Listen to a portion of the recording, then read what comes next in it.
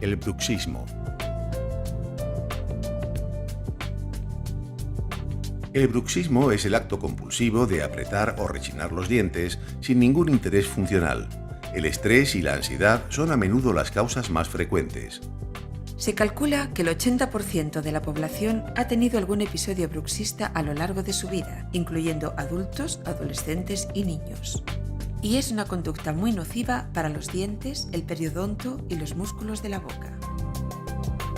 Existen dos tipos de movimientos bruxistas: el apretamiento y el rechinamiento, siendo este último el más dañino. La manifestación más común del bruxismo es el desgaste de los dientes. También podrá causar sensibilidad dental y fisuras, o incluso fracturas y desprendimientos de restauraciones.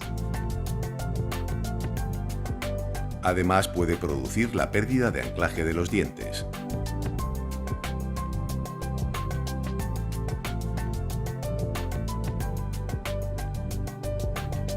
El bruxismo produce un exceso de ejercicio que va a repercutir en los músculos masticatorios y en las articulaciones de la mandíbula, provocando dolor y chasquidos. Incluso puede aparecer dolor de oído, dolores de cabeza y otros problemas graves.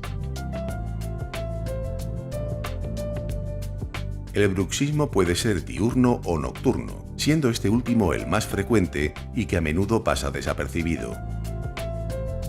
Para evitar los efectos del bruxismo, su odontólogo le prescribirá una férula de descarga, también llamada férula oclusal o férula de relajación.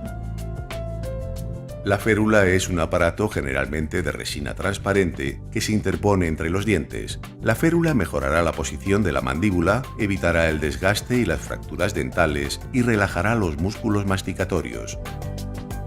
También protegerá a las carillas, coronas y puentes. Sin duda, la férula es el tratamiento dental más conveniente ante el bruxismo, ya que ofrece excelentes resultados a medio y largo plazo.